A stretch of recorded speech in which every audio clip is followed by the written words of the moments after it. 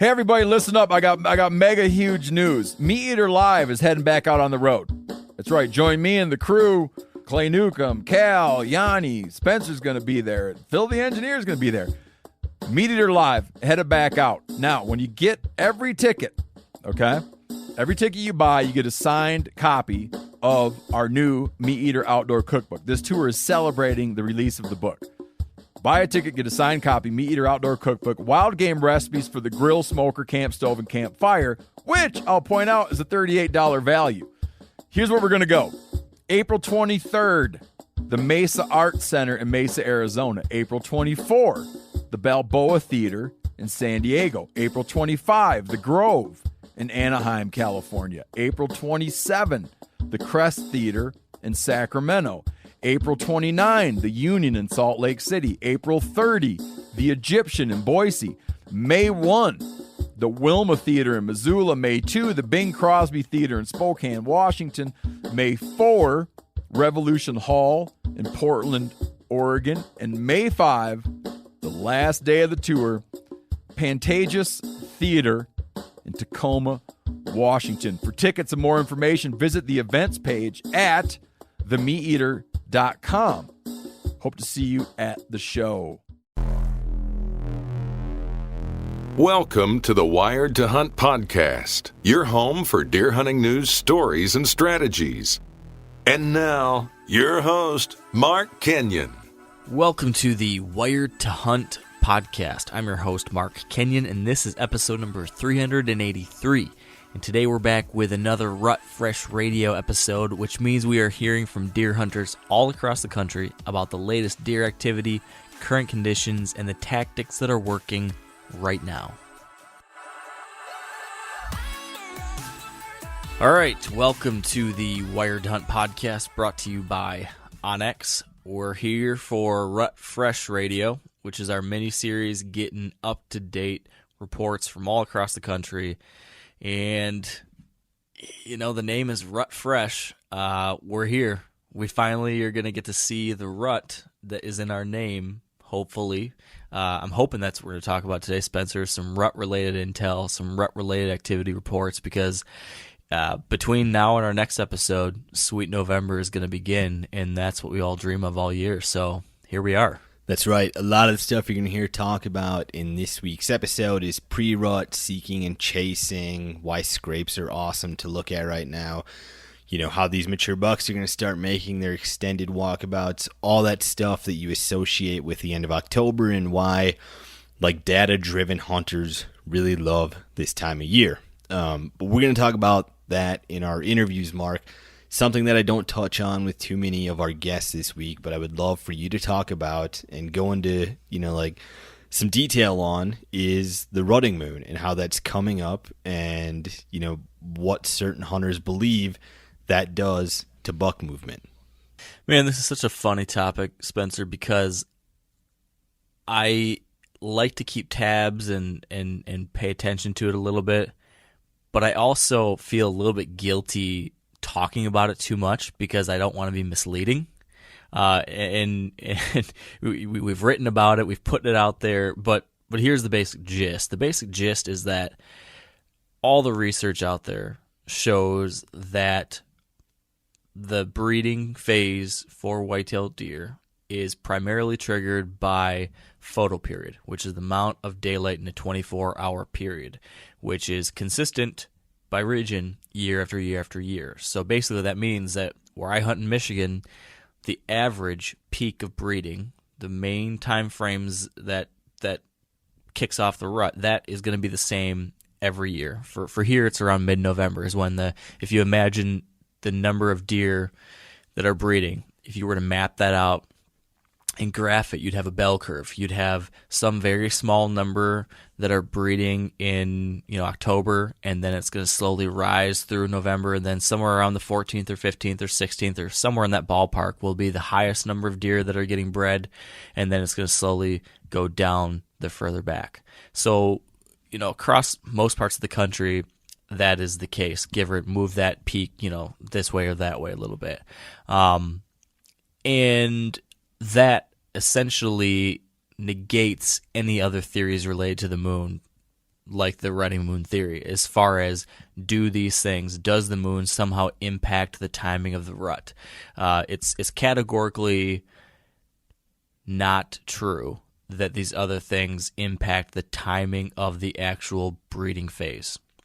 But what there may be some truth to is whether or not things like weather, like temperatures, or the moon might impact how much of the rut-related activity we actually see. So there's two different things we're talking about here. There's actual breeding that's going on, and then there's the rutting activity that we as hunters want to see, which is chasing, seeking, cruising, bucks, moving around a lot. That's the kind of stuff we want to see, and that's the kind of stuff that happens, some years it happens all day, every day. Some years you don't see it as much, or some years you see it like crazy in the early part of the month, and then for some reason it doesn't seem to be quite as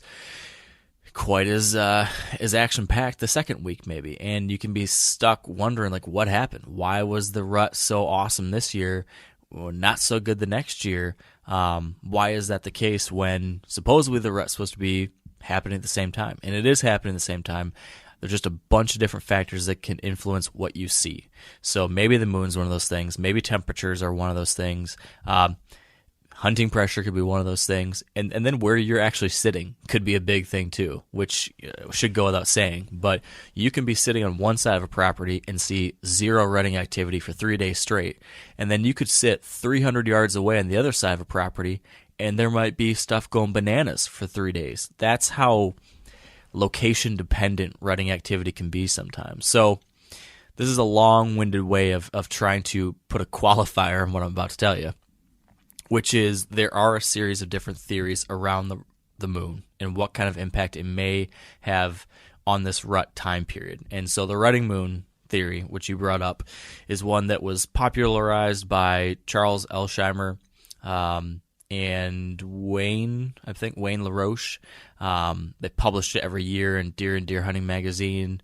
The basic gist is that supposedly the second full moon after the autumn equinox is what kickstarts this rutting activity. And then from there, you've got that seeking and chasing stuff that picks up, and then, the peak of breeding and the lockdown phase should happen, 2 weeks after that or something, somewhere along those lines. So I don't know I don't know what I think about that, because I still look at the science that states that the peak breedings happen at the same time. But I do wonder, maybe the timing of that moon does influence, how hectic and crazy the daylight portion of that is. So all that's kind of leading us to the idea that you alluded to, which is that the rutting moon this year is on October 31st.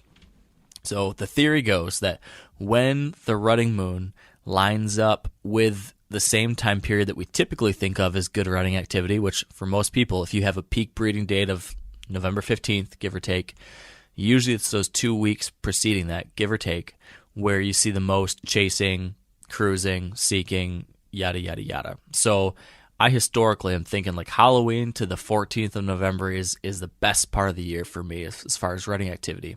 And the rutting moon happens to fall right at the beginning of that, kind of perfectly in sync. So according to these guys, when that happens, you should see the best possible rut. The worst case scenario is when that rutting moon is super duper late. Then supposedly you'll have something they refer to as a trickle rut. I'm not going to stand by any of this stuff. All I'm going to say is that it is interesting, and if you do believe in it, it's pointing to good things for this year. Now, there are a series of other rut-related movement theories on the moon. We've talked about these throughout the rest of the year, so I won't spend too much time on them. But basically, you've got some people that think that when the moon is rising or setting in daylight, right towards the end of the day or towards the beginning of the day, that's a good thing. And this happens around the full moon. So the Drurys have talked about this. Many people have heard our podcast. The Mark Drury, he's talked about this. Well, right now they say that with that full moon hitting on October 31st, their belief is that we're going to have some particularly good evening hunts leading into the full moon, and then really good morning hunts after the full moon because of that, but not so good in the middle of the month. So they just put out a video over on their Deercast app talking about this, where they believe that we're going to have a particularly good first part of the month of November. So this phase we're coming into right now, especially those mornings. But, when you get to that second or third week, it might be a little wonky. Again, this is just what folks are saying. And then the final moon-related thing would be those that follow the red moon, which would be believing that deer movement will pick up when the moon is directly overhead or underfoot. And this year, the overhead, underfoot, red moon days, I think the first one happens between like November 3rd and the 7th. So somebody like Adam Hayes, who's a big believer in this, he would tell you that that's when the running activity is going to be the very best. It's a lot to try to take in and process. I don't think anyone's done a very good job of truly quantifiably correlated it in a way other than just anecdotal evidence. So I always look at the calendar and I let that dictate when I'm going to hunt. That last week of October and the first 2 weeks of November are hard to beat. If I have to pick my days more carefully, I'm going to pick the colder days and the fronts. But I'm going to spend every moment I can out there because anything's possible during the rut. And ladies and gentlemen, it's here. I'm with you, Mark. You did a great job there of going through all the different moon theories.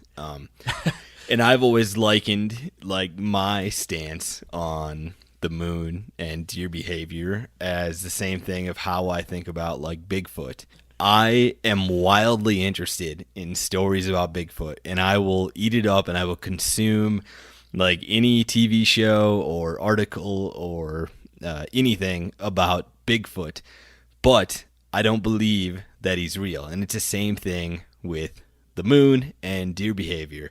I'm really interested in this stuff. I look forward to looking at the moon phases every year, and I want to know what the moon is going to be doing, but ultimately it doesn't really change what I'm doing in the woods, and I don't think it changes deer behavior. So, gun to my head, no, I don't think Bigfoot is real, and no, I don't think it's ever helped me kill a deer or prevented me from killing a deer.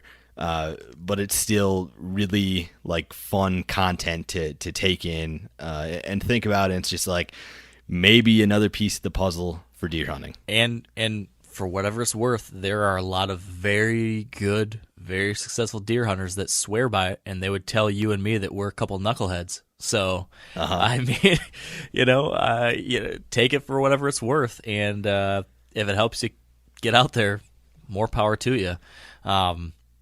I can tell you that moon, regardless, it's the time of year when you should be seeing sign popping up like crazy, and you should see bucks starting to cruise and checking out does and starting to bump them around and stuff. And that's what I've been seeing over the last week. It is ramping up big time. I'm seeing young bucks chasing a lot. I'm seeing those 2-year-olds starting to get out and looking around, a bunch of cruising. I'm seeing sparring. I'm seeing scrapes everywhere. And even a couple daylight sightings / trail camera pics of my target mature buck. So he's on his feet already. So it's on in Michigan. Yeah, I mean, there's a ton of reasons to love the end of October. Rutting moon be damned. There's going to be seeking and chasing. Sign making is going to peak here shortly. This is a great time to use a decoy or do some calling. And the coolest part is that the best is yet to come. I think that's maybe why I love the end of October so much, because deer movement is great and it's only going to get better. And that's what you're going to hear from the hunters we talked to this week. That includes Mike Fitzgerald from bowhunting.com in Minnesota, Trey Kearns from Release Outdoors in West Virginia, Clay Newcomb, the newest member of Meat Eater in Arkansas, and then TJ Unger from the Virtue TV in Indiana.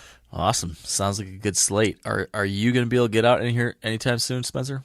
Yeah, Mark, in a couple days, I'm heading back to South Dakota. I'll be there for about 14 days or so, and then when I get back, I have a couple weeks to fill my Montana tag. So the next 3 weeks here, hopefully I have some more personal rut updates for you. Nice. All right, man. Well, I'll be grinding it out in Michigan, and hopefully we'll have a good story as well. I'm right there. I'm right on the edge of it. He's there. He's just in the opposite place where I'm at. Dude, the old cat and mouse game has started already, Spencer. So we'll see.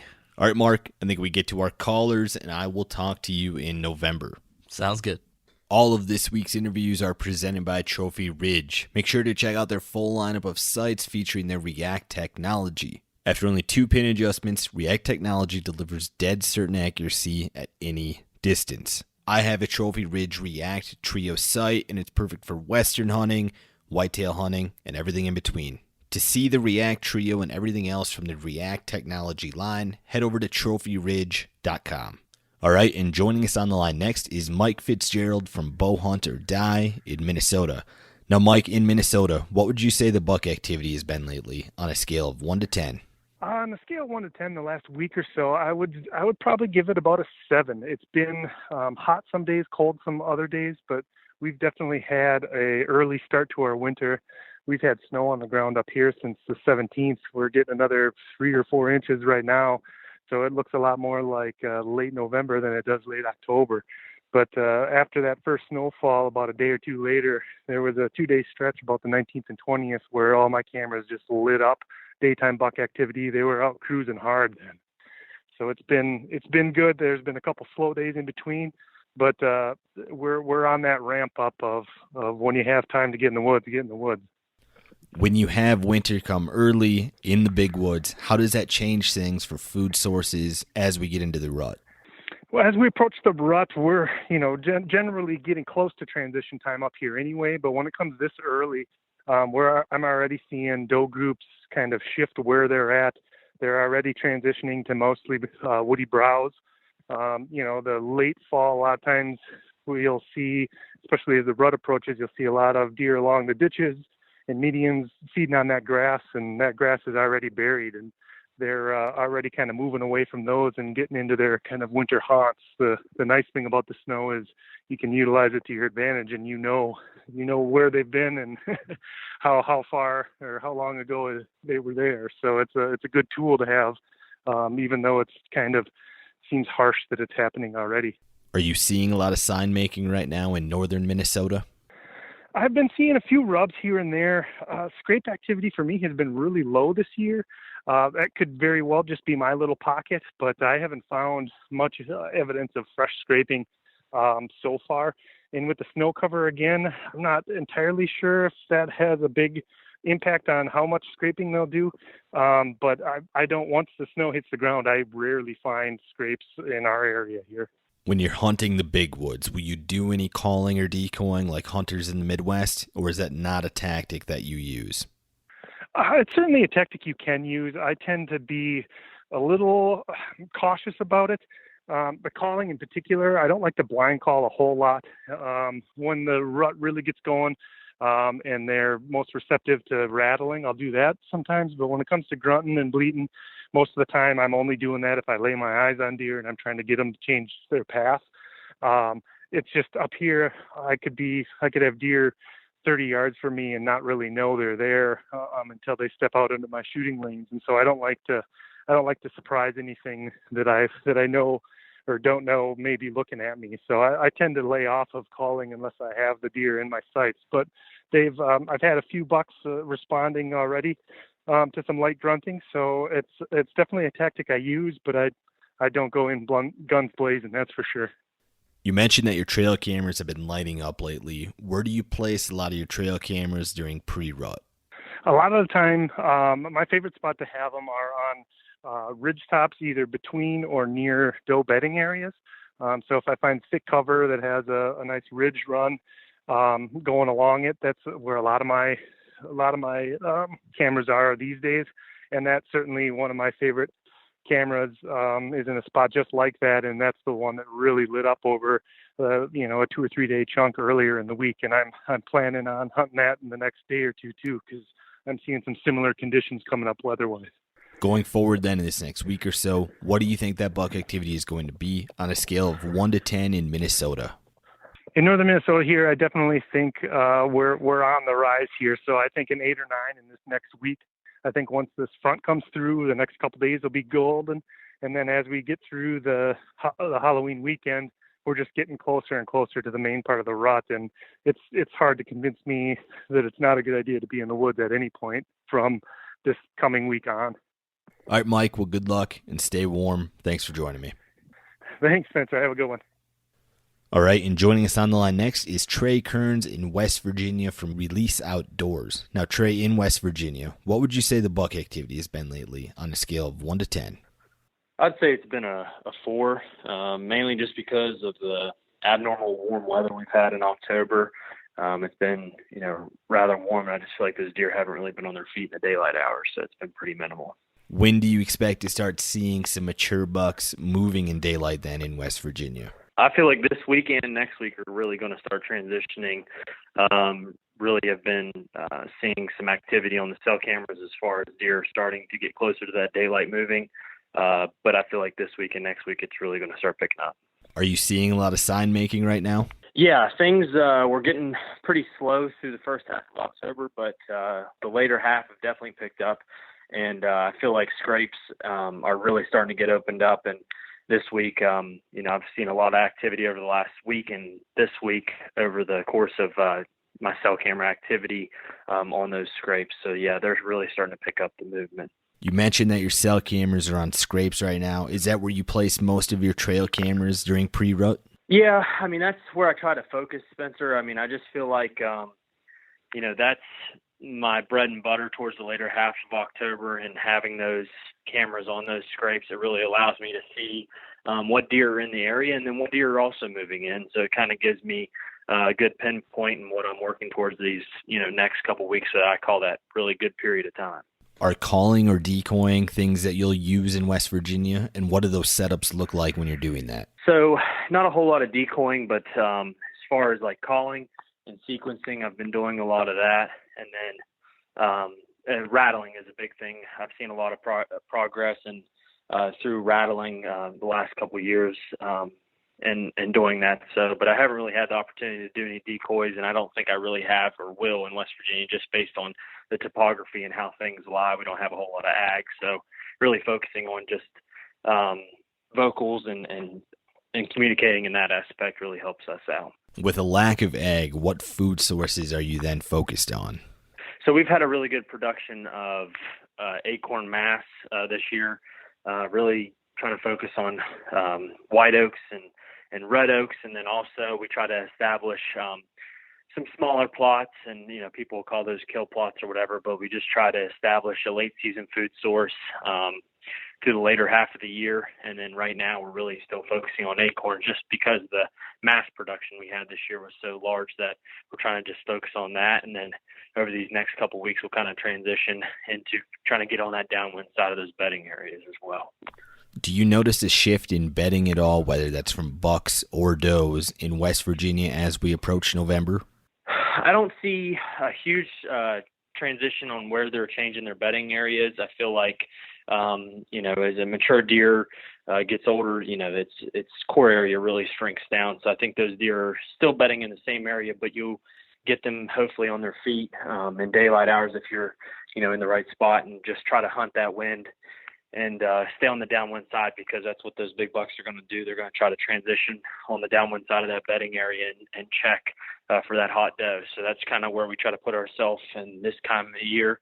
And if you can get those, not those big community scrapes, but those ones that are really interior, close to those big bedding areas, that's kind of where we try to focus and kind of meet somewhere in the middle there. Going forward then in this next week or so, what do you think the buck activity is going to be on a scale of 1 to 10 in West Virginia? I think it's going to be a 9. I think it's really going to pick up as far as, scrapes are still getting opened up, but I really think that the hot doe is going to come in more frequently, and I think those deer are really going to start moving around a little bit, and those big bucks and mature deer are going to start transitioning and checking those downwind sides and really trying to pin some deer down. So I think it's going to be really awesome. So. All right, Trey, have a good rut and good luck. Thanks for joining me. All right, Spencer. Thank you. All right, and joining us on the line next is the newest member of the Meat Eater team, Clay Newcomb in Arkansas. Now, Clay, in Arkansas, what would you say the buck activity has been lately on a scale of 1 to 10? So in the last couple of days, Spencer, I would put it at about 6. And my reasoning is I've hunted a portion of almost every day for about the last 9 days. And yesterday afternoon was the first time that I saw a mature buck tending a doe. I mean, he was out at 3:30 in the afternoon, and he was on that doe. He wasn't dogging her and chasing her. He was just with her, wasn't leaving her, and that's the first mature buck I've seen do that this year. With how much you've been hunting lately, have you noticed any difference in mornings versus evenings, with one being better than the other in late October? I have not noticed a ton of difference between morning and evening. I really haven't. Movement has been odd. We've had some big rain events. Like right now, it's raining hard in Arkansas, and it's been raining hard almost 24 hours. And I think it's got the deer moving in these breaks in the rain. And so movement has been odd. Like last night, the last 2 hours after I saw that big buck, I hardly saw any deer, and I anticipated it being great. But saw deer movement early in the afternoon yesterday. But it was kind of a break in the rainfall. Clay, I know that acorns are a big focus of your hunts for not only deer, but turkeys and bear and everything else in that part of the country. Tell us a little bit about how to identify the difference between a red oak and a white oak and why that matters to hunters. So this year in the Ozarks, all this region, there's a ton of red oak acorns. And white oak acorns are typically the preferred food source right now. If there are white oak acorns on the ground, they're being preferred by all game and eaten up relatively quickly. This year, there's a ton of red oaks. I mean, the spotted oaks and shoe-marked oaks, that's what we have a lot of here, they're raining acorns, man. I mean, just carpets of acorns. And that's what the deer are hitting on. And, so basically, a red oak is going to have pointed lobes. It's going to have bristles. And white oaks are going to have rounded lobes. And those are the two bigger categories of oaks that we have in the eastern U.S. is white oaks, red oaks. Inside of both those categories, there are a lot of different species, but the white oaks are almost always going to be the preferred food source. But yeah, that's the easiest thing is points on the tips of the leaves means red oak, rounded lobes means white oak. During pre-rut and rut in the big woods of Arkansas, are you using any scents for whitetail? The only thing that I use for scents for whitetail, Spencer, is I like to use doe urine as a cover scent. Synthetic doe urine, we have to use that here in Arkansas. As a cover scent, I put it on my boots, and I don't put it on my boots so that a deer will follow me to my stand. I put it on my boots so that a deer will ignore me, because that is what I have seen extensively. So I'm not using it as an attractant. I'm using it as something to cover up my ground scent. And the other thing that I like to do, and I've just seen it work so many times and buy me a couple of deer, is it sounds hokey, but I pour out a daub of synthetic doe urine out of my stand and just let it hit the ground once I'm up in the tree. And if a deer cuts my wind, he's going to smell my human scent at the same time it smells a big dose of a new deer scent, and it confuses them. If they smell human scent, bam, they're gone. I've seen deer stall out and even walk through my scent, and I feel like it's because of that doe urine. So I like to do that. What are you seeing right now for sign making in the Ozarks? Bucks are making tons of sign. I feel like the big mature bucks are with the early does that are coming into estrus. We've got a fairly big breeding window here, and so there are does in estrus right now. And just like I saw yesterday, I think some of the bigger deer are with those deer. The other deer that aren't with that doe are making a ton of sign and checking scrapes.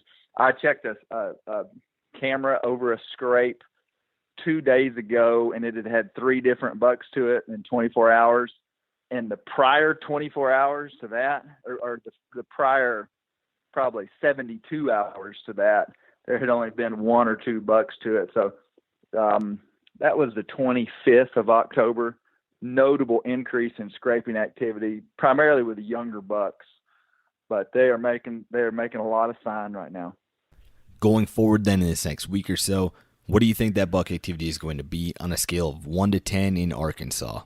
It's going to be at a 10. This is the best week, from about Halloween till about the 7th of November. Here is just historically the best time. Our peak breeding dates for Northwest Arkansas from, fawn conception studies that they've done over the years is right around the 5th to the 7th of November. So it's a little bit of an early rut. So, right before that,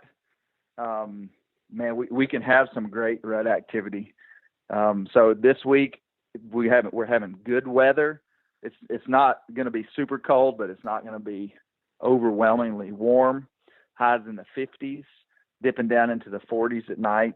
It's going to be good weather. I mean, if we're ever going to have a 10, it's going to be this week. All right, Clay. Well, good luck with the rest of your season. Welcome to the Meat Eater team, and thanks for joining me. Thanks, Spencer. Appreciate it, man. Good luck to you. All right, and joining us on the line next is TJ Unger in Indiana from the Virtue TV. Now, TJ, in Indiana, what would you say the buck activity has been lately on a scale of 1 to 10? Spencer, thanks for having me on. Yeah, man, buck activity is starting to increase. I'd probably rate it today about a 5. Starting to see, young bucks on their feet pretty regularly during daytime hours. So we're seeing 2 and 3 year olds that are moving pretty heavily now. So things are ramping up to be a pretty solid next, 6-7 days. When do you expect to start seeing those mature bucks on their feet in daylight? We have some pretty consistent meteorological conditions right now. So we had a big cold front push in on Friday, and it's been pretty consistent weather. A little bit of rain mixed in, just super light rain. Moon phase is really solid. So I think every single day things are improving. So going into this weekend, gosh, it's only Wednesday, but, I'm expecting a really good Saturday, Sunday here in Indiana. So I'm in the northeast portion of the state, but yeah, looking at the extended forecast, consistently cold temps, and that moon phase is looking pretty solid. So I would not be surprised here over the next 2-3 days if I'm seeing real mature deer up on their feet, and at least on trail cameras. You hunt a textbook state, and I imagine some textbook farms for doing some decoying. Is that a strategy that you'll use during pre-rut? It is. I've already been using, I've got a Dave Smith, so I've already been using the decoy probably for the last week and a half.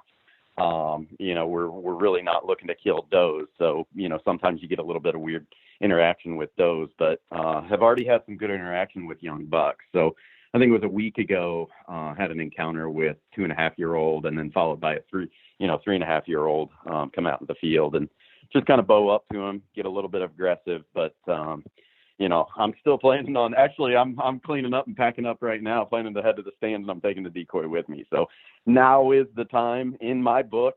Obviously things change from one state or one farm to the next, but if you've got pretty high, competition on your farms, good buck ratio, now's the time. I'm putting them out there and letting them do the work. I'm still doing a little bit of light rattling. I haven't got too aggressive with it, but yeah, man, this is the light switch for me, and it's time to go. Do you think that sign making has peaked yet in Indiana? So I mentioned that we're getting some light rain. So it's about every 2 to 3 days that we're just getting, it's less than a quarter inch of rain. The reason why I bring that up, with any precipitation like that, kind of washes out those signposts. So community scrapes and whatever, it just gives these bucks another opportunity to freshen up the scrapes and communicate with each other who's the boss. So, over the course of the last 2 or 3 days, those signposts have really picked up pretty substantially. So if you follow me on social, I keep posting pictures of new scrapes or freshly cleaned out scrapes. It's happening, every 2 days, which it's pretty great. I think, like I said, I think we're going to see that transition to daylight activity any day now. I really expect to see the first does probably come into estrus, like I said, over the next maybe 2-3 days, something like that. But wouldn't be surprised if we see it a little bit sooner. I saw in a recent Instagram post that you posted what would be a classic community scrape. Tell us, TJ, about how community scrapes differ from other scrapes and how that factors into a hunt. Yeah, so I picked up several new farms in the off season, and just kind of looking at the topography of this one particular farm. Never hunted it before, but just based on topography and it connects to, some pretty big timber. Really made a mock scrape relatively early in this area. And put cell camera on it in video mode. And over the course of maybe 5 days, something like that, I had 20 different bucks roll through that scrape. Now, varying ages, obviously, but they're just making their routes at nighttime and communicating with each other. Obviously, as their hormone levels change, they're putting that scent down.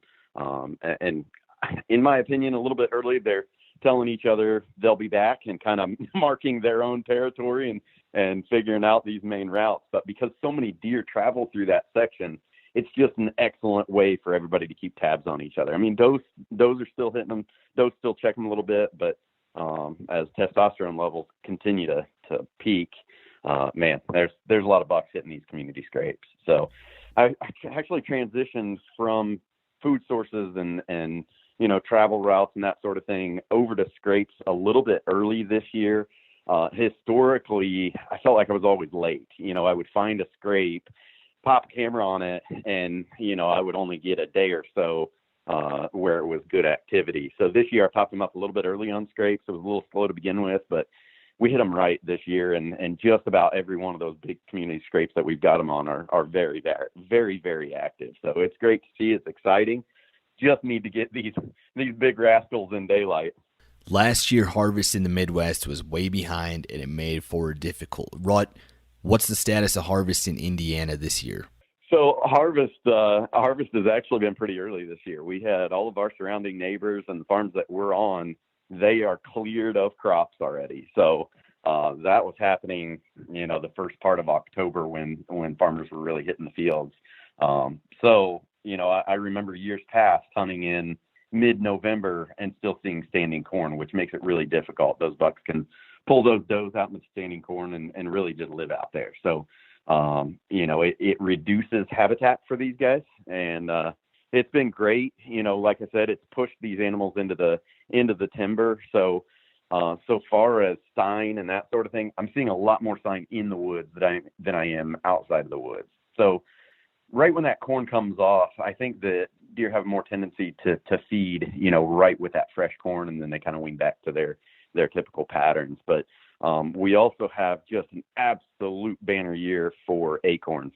So on the majority of my farms, I'm seeing just a ton of acorns. So that in timber activity has been pretty high. I've seen a lot of signposts and scrapes coming up inside those areas, kind of on south-facing slopes and bedding areas that are bordering big oak flats. Going forward then in this next week or so, what do you think that buck activity is going to be on a scale of 1 to 10 in Indiana? Going into this weekend, we're hitting that golden time of year. November is almost upon us. So this is my very favorite time to be in the woods. To this point, I've stayed on edges, so I'm jumping into my more aggressive spots.